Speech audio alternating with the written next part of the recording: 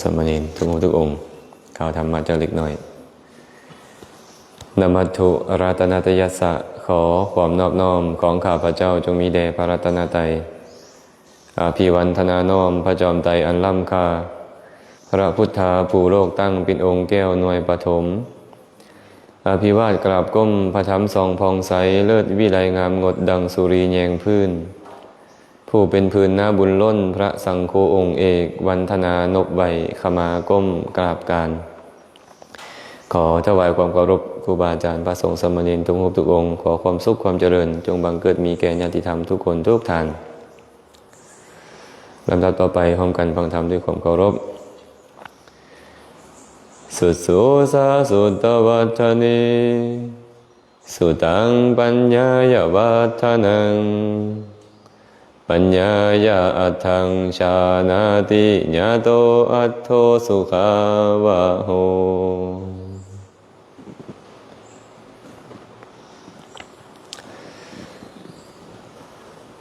ออกไปหลายมือเติบเนาะบ่ได้อยู่วัดกลับไปงานเทศนาญาติโยมนิมนต์ไปเทศอยู่ปากลาย2-3 รอบแล้วก็มาสอนอยู่เวียงจันทร์2 มื้อบุญในกุศลใดที่เกิดขึ้นก็แบ่งบุญให้ครูบาอาจารย์พระสงฆ์สามเณรญาติโยมมื้อสุขคนความอนุโมทนาบุญนำเด้อครูบาอาจารย์พระสงฆ์สามเณรเอาตนญาติโยมเจริญกุศลอันใดอยู่ที่วัดที่วาก็ขออนุโมทนาบุญนำเพื่อกันเห็นว่าแม่ดอนกับพ่อออกมาเริ่มลงมือแล้วแม่นบ่ลงมือเฮ็ดกุฏิถวาย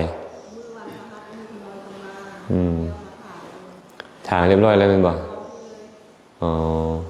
เอาให้แล้วไวๆเด้อ ให้ได้ใส่สอยไว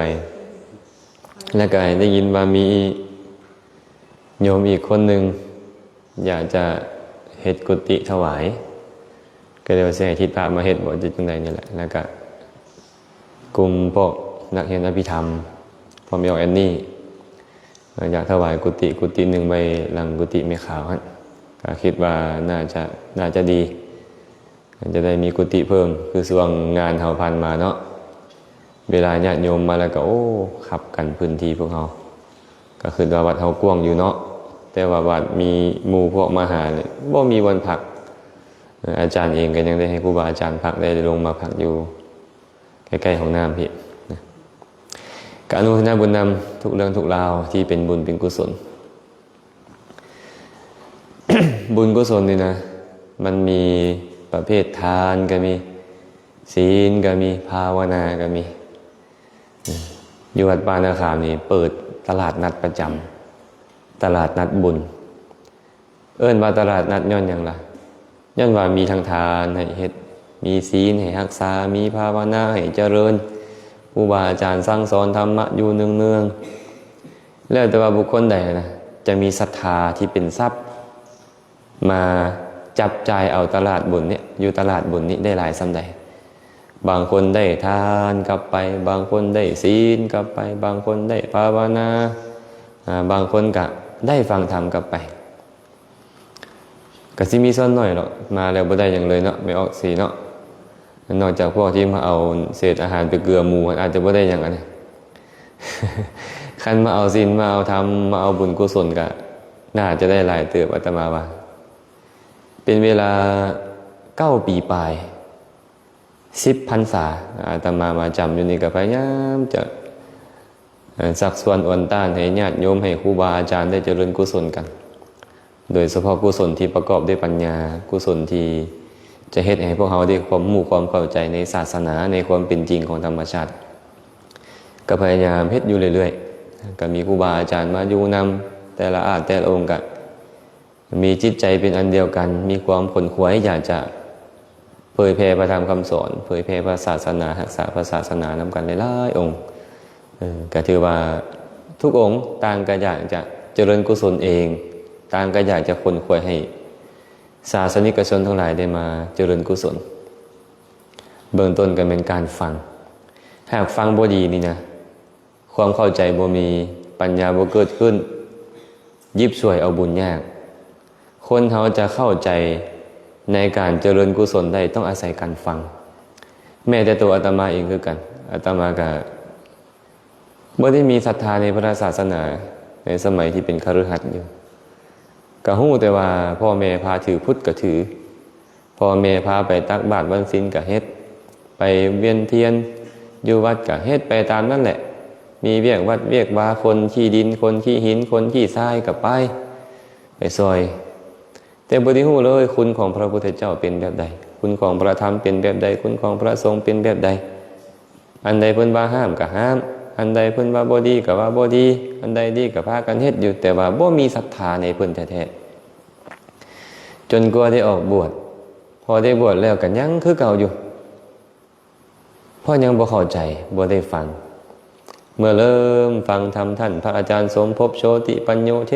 ศก็เริ่มฟังเริ่มมีศรัทธาขึ้นมาเทื่อละเล็กเทื่อละน้อยจนเป็นปัจจัยให้ตัวเองนี่ก็คิดมาเฮานี่นะบ่ได้กัลยาณมิตรบ่ได้ผู้ซักซ้วนอ่อนต้านมันก็เลยเป็นมิจฉาทิฏฐิบ่มีศรัทธาเป็นคนที่บ่เข้าใจความจริงอีหยังเลยเฮ็ดจังได๋เฮาสิมีโอกาสมาเป็นกัลยาณมิตรให้กับคนอื่นได้แด่ก็จังค่อยได้ขนขวยออกไปศึกษาห้ำเฮียนตามกำลังความสามารถของตัวเองพยายามอยากจะเป็นกัลยาณมิตรให้คนอื่นฉะนั้นการฟังจึงสำคัญนะการได้กัลยาณมิตรแล้วบ่ฟังก็คือเก่าได้ไม่ออกสิบ่อยู่ใกล้ครูบาอาจารย์อยู่ใกล้นักปราชญ์บัณฑิตเพิ่นแนะนำบอกกล่าวสั่งสอนเซ้ยมันก็บ่ได้ประโยชน์หยังเด้ยินบอกพิมพาพรอาจารย์มักว่าอุปมาแบบนี้ว่าฝนนี่นะมันตกบ่เลือกทีตกบ่เลือกบอนตกไปเบิดฝนนี่นะตกใส่ต้นไม้ที่มันมีรากดีเขียวงามดีแม่นบ่ไปตกใส่ต้นไม้ตายรากขาดหมดแล้วเขียวงามดีบ่บ่มีประโยชน์ชั้นใดก็ชั้นนั้นธรรมะคำสอนของพระสัมมาสัมพุทธเจ้าครูบาอาจารย์นำมาบอกกล่าวสั่งสอนแนะนำดีปานใดก็ตามหากพวกเราเฮ็ดตัวเหมือนกับต้นไม้รากขาดดุลแล้วพวกเขาก็จะบ่ได้ประโยชน์อีกอย่างเลยจากพระศาสนาจากคำสอนของพระพุทธเจ้าคือกันแม่นบ่เราก็ต้องเฮ็ดตัวเองนี่เหมือนกับต้นไม้ที่มันยังมีรากยังมีกิ่งก้านใบพร้อมเสมอและยินดีเสมอในการจะได้น้ำพระธรรมนี่มันลงมาโหใจเฮา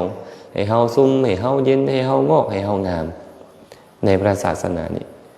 คันหาเฮ็ดตัวเหมือนกับต้นไม้ที่รากขาดบ่รับคำแนะนำบอกกล่าวบ่รับธรรมะจากผู้อื่นแล้ววางตัวเป็นนักปราชญ์อาจารย์เสียแล้ววางตัวเป็นนักปราชญ์บัณฑิตเสียแล้วก้มหัวฟังธรรมนำหมู่บ่ได้เสียแล้วโอ้อันนี้หมดโอกาสเลย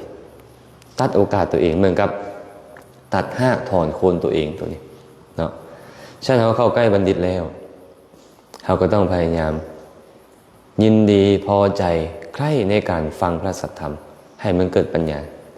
อาจารย์ก็เลยบอกเมื่อกี้นี้ว่าสุดสูสาสุตวัฏนีสุตังปัญญายะวัฒนังปัญญายะอัตถังชานาติญาโตอัตโถสุขาวโหการฟังด้วยดียอมเป็นเหตุให้การฟังเจริญเป็นอย่างที่บอกว่าการฟังด้วยดีเป็นเหตุให้การฟังเจริญและอธิบายฟังที่หลังการฟังด้วยดีเป็นเหตุให้การฟังเจริญการฟังที่เจริญแล้วเป็นเหตุให้เกิดปัญญาปัญญามีแล้วบุคคลยอมรู้สิ่งที่เป็นประโยชน์ได้ด้วยปัญญานั้นประโยชน์อันบุคคลรู้แล้วเป็นเหตุนำความสุขมาให้คันเฮาฟังบ่ดีหมายความว่าเฮาบ่ตั้งใจฟังบ่ฟังทำด้วยความเคารพบ่ยินดีพอใจในการฟังแบบจำใจฟังบางคนเนี่ยมานั่งซื่อๆสมมุติเนาะไอ้แบบนี้เนี่ยบ่แม่นการฟังด้วยดีการฟังด้วยดีก็คือการเงียงหูลงฟังด้วยความเคารพ น้อมใจไปในสิ่งที่เพิ่นนำมาบอกกล่าวแนะนำนั้นเมื่อเฮาเงียงหูลงฟังด้วยความเคารพอยู่ผู้ใดก็อยากแสดงธรรมให้ฟังแม่นบ่ครูบาอาจารย์องค์ใดก็อยากแสดงธรรมให้ฟังบ่แม่นเพิ่นแสดงธรรมตัวเองแล้วบ่ใส่ใจเลยบางคนเล่นโทรศัพท์บางคนโอ้ล้มกันบางคนหลับบางคนนี่ดิ้นอยู่ไอ้แบบนี้ว่าบ่ฟังด้วยดีผู้ใดก็บ่อยากเทศน์ให้ฟังแม่นบ่คันเฮาฟังด้วยดีนี่เนี่ยการฟังของเฮาก็เจริญคือจะมีการได้ฟังเรื่อยๆจะมีการได้ฟังเนืองๆผู้ใดก็ยินดีพอใจในการจะบอกจะกล่าวจะแนะนำธรรมะมาให้เฮาฟังเมื่อเจ้าได้ฟังอยู่เนืองๆฟังด้วยดีปัญญามันก็เกิดขึ้นสุตังปัญญายะวัฒนังความเจริญของปัญญาก็จะมีเพราะการฟังนี่แหละฟังดีแล้วยอมเป็นเหตุให้เจริญปัญญาก็เพิ่มพูนขึ้นมีขึ้นเมื่อเจ้ามีปัญญาอยู่เป็นจังไดล่ะปัญญายะอัตถังชานาติบุคคลย่อมรู้สิ่งที่เป็นประโยชน์ย่อมรู้อัตถะรู้ความหมายของสิ่งที่ฟังนั้นด้วยปัญญามันก็เฮ็ดให้เราเข้าใจว่าโอ้อันนี้เป็นประโยชน์อันนี้มีโทษอันนี้เป็นคุณอันนี้เป็นสิ่งที่ดีเกื้อกูลต่อตนเองในโลกนี้และโลกหน้าอันนั่นเป็นสิ่งที่บ่ดีบ่เกื้อกูลก่อต่อตัวเองทั้งในโลกนี้และโลกหน้าเมื่อมันฮู้แบบนี้แล้วเพิ่นก็เลยบอกว่าญาโตอัตโถสุขาวะโหอัตโถไปว่าความหมายเนื้อความประโยชน์ที่บุคคลฮู้แล้วสุขาวะโหจะเป็นเหตุนำความสุขมาให้คันฮู้ว่าได้เป็นประโยชน์เฮาก็เฮ็ดในสิ่งที่เป็นประโยชน์เป็นบ่เมื่อเฮ็ดในสิ่งที่เป็นประโยชน์ความสุขบ่มีความสุขบ่มีนึกถึงแต่สิ่งที่เฮาเฮ็ดยามใดก็โอ้ยค่อยเฮ็ดดีแล้วเบิ่งแม่ค่อยได้บำรุงอุปถากพระเจ้าพระสงฆ์จำนวนล่วงหลายภายมากค่อยได้ถวายทานเข้าน้ำซ้ำปลาบ่ยกยาทานังบ่แก่พระเจ้าพระสงฆ์ให้เพิ่นได้ประโยชน์บ่ได้ถวายกุฏิวิหารแก่เพิ่นบ่เห็นบ่ได้รักษาศีลได้เจริญภาวนาได้เฮ็ดสิ่งที่เป็นประโยชน์เกื้อกูลทั้งหลายมันมีความสุขแล้วในปัจจุบันนะปัจจุบันก็มีความสุขผ่านไปนึกถึงยามใดก็มีความสุขละโลกนี้ไปแล้วก็ได้ความสุขในโลกหน้าอีกเหมือนกับที่พระพุทธเจ้าตรัสไว้อิทะโมทติเปจจะโมทติกตะปุญโญอุปยัตถะโมทติเพิ่นว่าบุคคลผู้เฮ็ดบุญไว้แล้วนี่นะยอมบันเทิงเพลิดเพลินชื่นชมยินดีมีความสุขในโลกนี้นำยอมเพลิดเพลินยินดีบันเทิงมีความสุขในโลกหน้านำยอมเพลิดเพลินยินดีมีความสุขในโลกทั้งสองเลยเพิ่นว่าถ้าคนมีบุญนี่นะปัจจุบันก็มีความสุขโลกหน้าก็มีความสุขก่อนตายก็ตายแบบแซ่บๆแบบมีความสุขตายไปแล้วไปสู่โลกหน้าวิบากผลก็เฮ็ดให้เขามีความสุขฉะนั้นความฮู้จึงสำคัญเจ้าอยากมีความฮู้อยากมีความเข้าใจเจ้าต้องมีการฟัง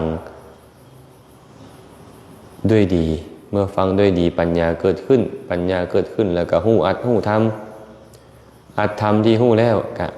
นำความสุขมาให้แบบนี้พวกเราก็ต้องเฮ็ดตัวเองเนาะเฮ็ดตัวเองให้มีปัญญาให้ยินดีในการฟังเอาแล้วภพชาติปัจจุบันนี่เฮามากำหนดบ่ได้เด้ว่าเฮาจะบรรลุธรรมตอนใดจะแจ่มแจ้งในธรรมตอนใดบรรลุเป็นพระอริยเจ้าตอนใดมันกำหนดบ่ได้มันบ่สามารถฮู้ได้แต่เชื่อเถิดว่าเมื่อพวกเราเงียงหูลงฟังธรรมคำสอนดูเงียโซดลงฟังดูทรงจำเอาไว้เอามาพิจารณาดูนี่นะ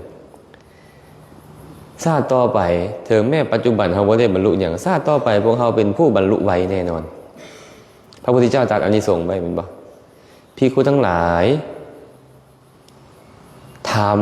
คือสุตตะเคยะเวยาการณะคาถาอุทานอิติวุตกะชาตกะอัปภูตะเวทันละธรรมนวังคะสัตุศาสตร์คำสอนของพระพุทธเจ้าทั้งหมดนี่นะที่บุคคลเงียงหูลงฟังอยู่เนืองคล่องปากขึ้นใจแทงตลอดด้วยดีด้วยทิฏฐิ ถึงแม้นว่าบุคคลนั้นจะหลงกระทำกาละตายไปแล้วไปเกิดในเทพนิกายชั้นใดชั้นหนึ่งมีผู้มีฤทธิ์ทำนานทางใจ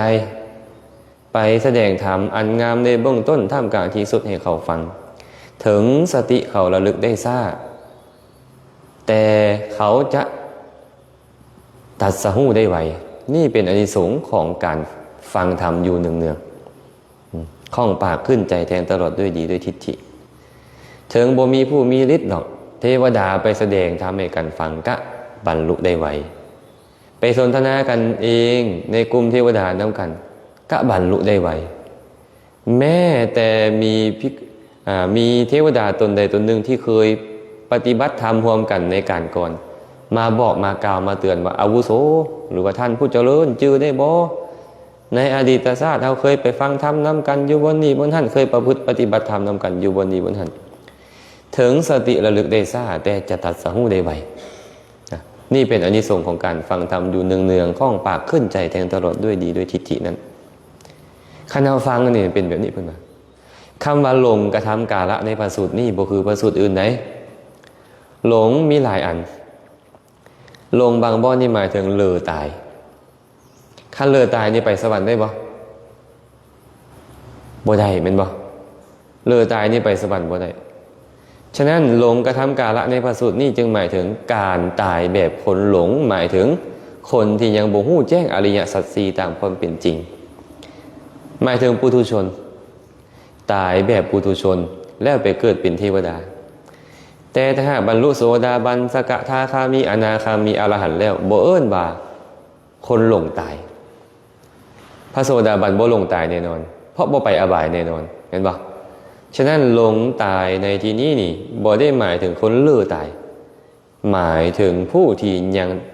บ่คันฮู้แจ้งความเป็นจริงเลยตายไปเกิดเป็นเทวดาได้เมื่อตายไปเกิดเป็นเทวดาแล้วได้ฟังธรรมกะจะบรรลุได้ไวเฮาก็เลยต้องพยายามฟังอยู่เนืองๆฟังอยู่เนืองๆบางคนบางทางอาจจะมีเหตุมีปัจจัยฟังธรรมแล้วกะฮู้แจ้งธรรมบรรลุธรรมได้หลายๆคนหลายๆท่านก็บ่เป็นเดี๋ยวนั้นเพราะว่าบางคนสร้างเหตุมาดีบางคนสร้างเหตุมาบ่ดีแตกต่างกันไปได้พระสัมมาสัมพุทธเจ้าเคยตรัสพระสูตรสูตรหนึ่งไว้ในคัมภีร์อังคุตตรนิกายฉักกนิบาตพระองค์ตรัสแบบนี้ว่าภิกขุทั้งหลายบุคคลผู้ประกอบด้วยธรรม6ประการนี้ถึงแม้ว่านั่งฟังธรรมอยู่ก็บ่สามารถยังลงสู่สัมมัตตนิยามในกุศลธรรมทั้งหลายได้6ประการมีอย่างใด 1. ผู้มีกรรมเป็นเครื่องขวางกั้น 2. ผู้มีวิบากเป็นเครื่องผู้มีกิเลสเป็นเครื่องขวางกั้น 3. ผู้มีวิบากเป็นเครื่องขวางกั้น 4. ผู้บ่มีฉันทะ 5. ผู้บ่มีศรัทธา 6. ผู้มีปัญญาต่ำ3ภิกขุทั้งหลายบุคคลผู้ประกอบด้วยธรรม6ประการนี้ยอมบ่สามารถยังลงสู่สัมมัตตนิยามในกุศลธรรมทั้งหลายได้ไม่อย่างไอ้เจ้าน้อยเป็นสัมมัตตนิยามความเป็นไปชอบในกุศลธรรมหมายถึงการบรรลุธรรมฟังธรรมปันใดก็บ่สามารถบรรลุธรรมได้เพิ่นนี่นะจื่อได้ไม่ออกสีเด้อถึงเขาฟังธรรมปันใดก็บ่สามารถบรรลุธรรมได้บ่สามารถบรรลุกุศลขั้นมรรคได้มีอยู่6ประการนี้กรรมเป็นเครื่องของกั้นกิเลสเป็นเครื่องของกั้นวิบากเป็นเครื่องของกั้นบ่มีฉันทะบ่มีศรัทธามีปัญญาต่ำ3แม่นอย่างซื่อว่ากรรมเป็นเครื่องของกั้นล่ะเฮามีกรรมบ่ตอนเนี้ยมีกายกรรมวจีกรรมมโนกรรมอยู่แม่นบ่มีกรรมดีบ่ก็มีคิดดีก็เป็นมโนกรรมดีเว้าดีก็เป็นวจีกรรมดีเฮ็ดดีก็เป็นกายกรรมดีตรงกันข้ามนี่ล่ะคิดบ่ดีก็เป็นมโนกรรมบ่ดีเว้าบ่ดีก็เป็นวจีกรรมบ่ดีเฮ็ดบ่ดีก็เป็นกายกรรมบ่ดี สรุปแล้วพวกเราปัจจุบันนี่ก็เฮ็ดกรรมกันอยู่เนี่ยแต่กรรมที่เงียงหูลงฟังเป็นกรรมประเภทใดกุศลกรรมเป็นอย่างพระพุทธเจ้าจึงบอกว่ามีกรรมเป็นเครื่องของกั้นบ่แม่นกรรมทั้งหมดหมายถึงอนันตริยกรรม บ่แม่นกรรมทั้งหมดไหนถึงพระพุทธเจ้าจะบอกว่ากรรมก็จริงคันยังบ่เป็นอรหันต์ตราบใดทุกคนมีกรรมเพราะฉะนั้นคำว่ากรรมเป็นเครื่องของกั้นจึงหมายถึงการเฮ็ดอนันตริยกรรมอนันตริยกรรมคือกรรมประเภทใดกรรมที่จะให้ผลบ่มีระหว่างขั้นหมายถึงว่าเจ้าเฮ็ดแล้วเจ้าต้องเข้าถึงนรกแน่นอนแม่นหยังล่ะฆ่ามารดาฆ่าบิดาฆ่าพระอรหันต์มีจิตคิดประทุษร้ายเฮ็ดเลือดพระพุทธเจ้าให้ห่อและแบ่งแยกสงฆ์เอิ้นว่าสังฆเพศ5ประการนี้แหละเอิ้นว่ามีกรรมเป็นเครื่องขวางกันคันผู้ใดก็ตามเฮ็ดกรรม5อย่างนี้อย่างใดอย่างหนึ่งแล้วถึงจะฟังธรรมปฏิบัติธรรมปานใดก็ตามหมดโอกาสในการบรรลุอย่างเช่นพระเจ้าอาชาติศัตรูฮู้จักบ่จัวตํพระเจ้าอาชาติศัตรูนี่แม่นไผพระเจ้าอาชาติศัตรูแตงลินลูกชายของพระเจ้าพิมพิสารเพิ่นฆ่าพ่อของเพิ่นพระเจ้าอาชาติศัตรูนี่ไปฆ่าพระเจ้าพิมพิสารเพราะไปคบคนซัวคือพระเทวทัตสุดท้ายฆ่าพ่อเพิ่นบอกว่าหากเราบ่ฆ่าพ่อก่อนนี่นะตอนที่เราไปฟังสามัญญผลสูตรจากพระพุทธเจ้าเพิ่นจะบรรลุเป็นพระโสดาบันแต่ว่าบรรลุธรรมบ่ได้เพราะเหตุใดฆ่าพ่อก่อนแล้วนี่แหละเอิ้นว่ากรรมเป็นเครื่องของกันบ่มีโอกาสบรรลุมรรคผลนิพพานนี่อย่างแล้วเนาะบ่เป็นกรรมทั่วไปเป็นบ่อนันตริยกรรม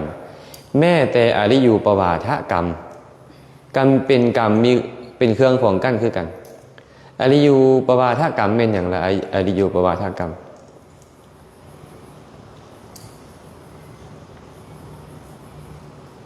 กล่าวตูพระอริยเจ้าภาษาลีบุตรนี่ฟังบ่ได้ดอกคำเว้าของเพิ่นนั่นนะพระอานนท์นี่เฮ็ดบ่ดีพระโมคคัลลานะประพฤติบ่ชอบจังเสียนี่เอิ้นว่าอริยูปวาทะเห็นบอกหลายๆคนบอกว่าโอ้ยพระโสดาบันยังผิดศีลข้อกาเมอยู่พระโสดาบันยังไปกินเหล้าเมาสุราอยู่นี่กล่าวตูพระอริยเจ้ากันแล้วตราบใดก็ตามยังบ่เปลี่ยนความคิดนั่นยังบ่ขอขมาลาโทษพระอริยเจ้าตราบใดเมื่อโอกาสบรรลุมรรคผลนิพพานถึงจะฟังธรรมอยู่ปานใดก็ตามเนาะฉะนั้นเด้อแต่ว่ามันยังแก้ไขได้อนันตริยกรรมนี่ยังแก้ไขได้เนาะแต่ว่าอนันตริยกรรมแก้ไขบ่ได้แล้วอริยูปวาทกรรมนี่แก้ไขได้ฆ่าพ่อฆ่าแม่ฆ่าพระอรหันต์เฮ็ดเลือดพุทธเจ้าให้ห่อสังฆเพศแก้ไขบ่ได้แล้วเป็นตัวแก้วแก้ไขบ่ได้แล้วส่วนมีกิเลสเป็นเครื่องของกั้นได้ล่ะเป็นแนวใดพวกเฮามีกิเลสบ่มีความโลภบ่ไม่ข่าววอนนี่บ่มีเลยมีความโกรธบ่มีไม่ออกสีกับบ่มีอันเนี้ยความโกรธเนี่ยมีบ่มีความโลภความโกรธความหลงมีความอิจฉาริษยาบังเบียดหมู่อยู่เป็นบ่มีความถือเนื้อถือตัวโอ้ยเป็นจอมอยู่พวกเขาเนี่ยแข่งได้แข่งดีบ่ให้ว่าหดหูท้อถอยขี้ข้านมักง่ายบ่ให้ว่าเป็นบ่มีมารยาสาไทยความคดความโกงในจิตในใจความอ้ออวดหลอกลวงเต็มอยู่เลยกั้นบ่เนี่ยมันเครื่องกั้นบ่บ่แม่นกิเลสที่เป็นเครื่องกั้นการบรรลุมรรคผลนิพพานคืออนิยตะคือนิยตะมิจฉาทิฏฐิหรือว่าอันตคาหิกะมิจฉาทิฏฐิความเห็นผิดที่สุดตรงการให้ทานบ่มีผลดอกการบูชาบ่มีผลดอกการบวงสรวงบ่มีผลดอกผลของกรรมดีกรรมชั่วบ่มีโลกนี้บ่มีโลกหน้าบ่มีบุญคุณของพ่อแม่เหนือคนอื่นบ่มีสัตว์ผู้เป็นโอปปาติกะบ่มี ผู้ประพฤติปฏิบัติชอบแล้วสั่งสอนในคนอื่นประพฤติปฏิบัติตามบ่มีในโลกนี่เอิ้นว่าเห็นผิดกันอันเนี้ยกันมรรคผลนิพพานบาปบุญบ่มีผลของบาปของบุญบ่มีจังเสียอันนี้ระวังเลยตัวเนี้ยจะได้กับกันมรรคผลนิพพานเฮานี่ยังเห็นผิดบ่พวกเฮายกแขนขึ้นแขนผู้ใดแขนเฮาเห็นบ่ตาเฮาหูเฮาดังเฮาลิ้นเฮากายเฮาใจเฮาเห็นผิดบ่นี่เห็นผิดเฮาบ่มีเป็นเพียงธรรมชาติที่อาศัยกันและกันเกิดขึ้นเป็นเพียงขันธ์ห้าอายตนะ12ธาตุ18อินทรีย์22เป็นเพียงสัจจะ4มันบ่ได้แม่นตัวตนบุคคลเฮาเขาอีหยังเลยแต่เฮาเห็นผิดแต่เห็นผิดทำนี่บ่แม่นเครื่องกั้นมรรคผลนิพพานเห็นผิดที่กั้นมรรคผลนิพพานก็คือเห็นผิดว่าบาปบ่มีบุญบ่มีให้ทานบูชาบวงสรวงเป็นต้นบ่มีผลครับนี่เอิ้นว่ากิเลสเป็นเครื่องของกั้นมีวิบากเป็นเครื่องของกั้นเป็นได้ล่ะวิบากแปลว่าอย่างวิบากอิงผลที่สุกงอมผลของบุญของบาปเอิ้นว่าวิบากผลของบุญบอกมันของกั้นหรือผลของบาปของกั้นผลของบาปก็ขวางกั้นผลของบุญก็ขวางกั้นผลของบาปขวางกั้นได้ล่ะบาปมันส่งผลไปไสไปนรกไปเกิดในนรกกำเนิดเดรัจฉานเพศอสุรกายบรรลุธรรมได้บ่พวกนี้บ่ได้มาเกิดเป็นมนุษย์ด้วยบุญหรือบาปบุญส่งผลหรือบาปส่งผลเป็นมนุษย์บุญส่งผลมาเป็นคนบ้าใบ้บอดหนวกติดอ่างแต่กำเนิดเป็นคนโง่เสอะแต่กำเนิดเป็นอุปโตพยัญชนะเป็นกระเทยแต่กำเนิดบรรลุธรรมได้บ่บ่ได้แสดงว่ากุศลกันยังขวางกันอยู่เห็นบ่เป็นทวิเหตุกะบุคคลก็ขวางกันมรรคผลนิพพานอีกแหละมีแต่ติเหตุกะบุคคลบุคคลที่วิบากปฏิสนธิประกอบด้วยปัญญาเท่านั้นจึงจะบรรลุมรรคผลนิพพานได้เหมือนกับพระพุทธเจ้าตรัสไว้ในสังยุตตนิกายสขาถาวัตรพระองค์บอกว่าสีเลปฏิฐายนโรสัพปัญโยจิตตังปัญญัญจะภาวะยัง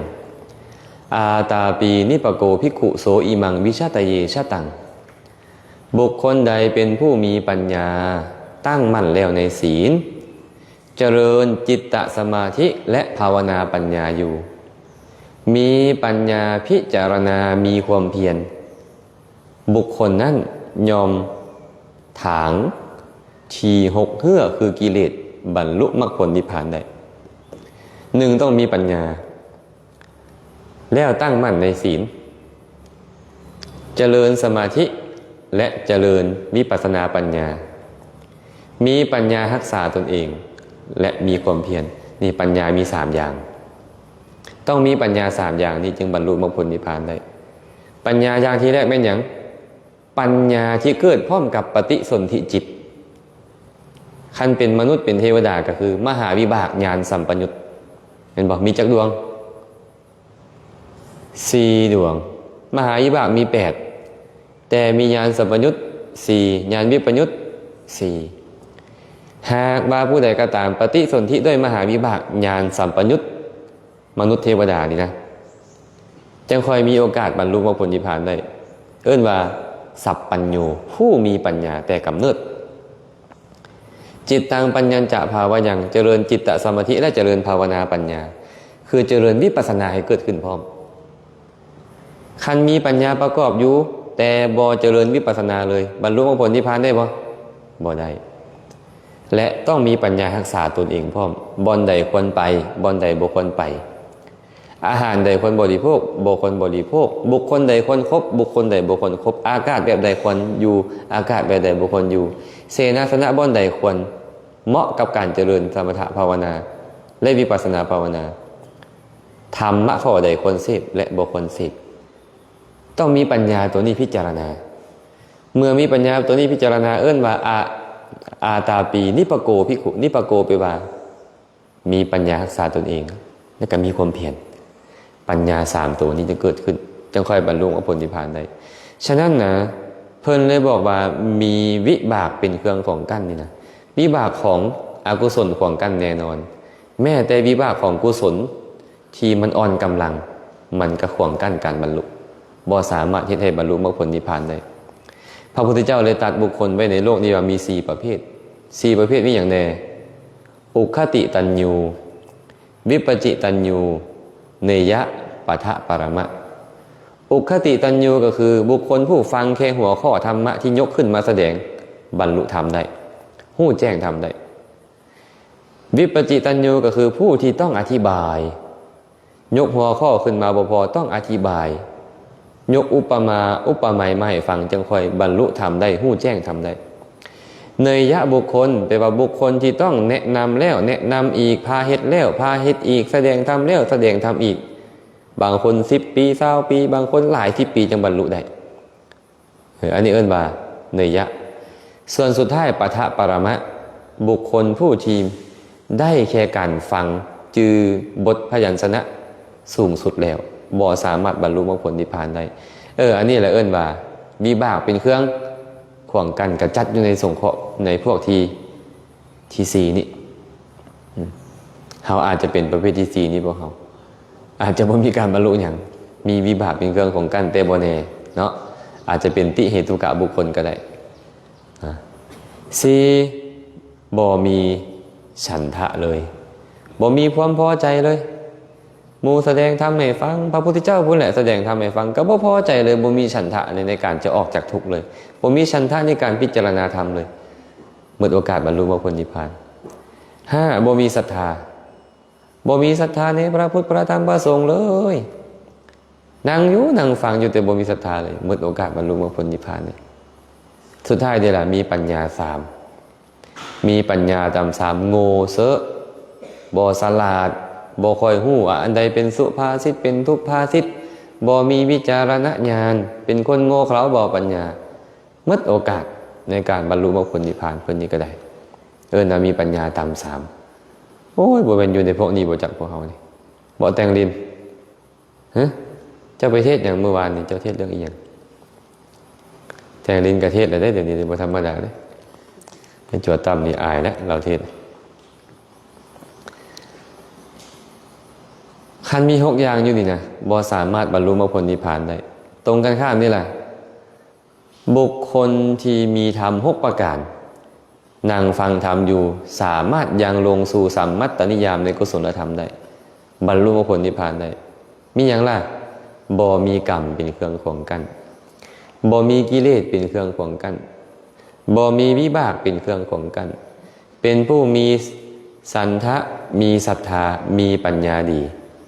นี่แหละประกอบด้วยธรรม6ประการนี้ยอมยังลงสู่สัมมัตตนิยามในกุศลธรรมทั้งหลายได้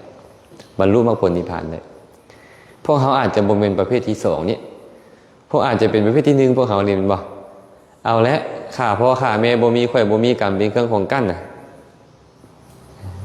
นิยตมิจฉาทิฏฐิอันตักคาหิกะมิจฉาทิฏฐิบ่มีในเฮาเฮาก็บ่มีกิเลสเป็นเครื่องของกั้น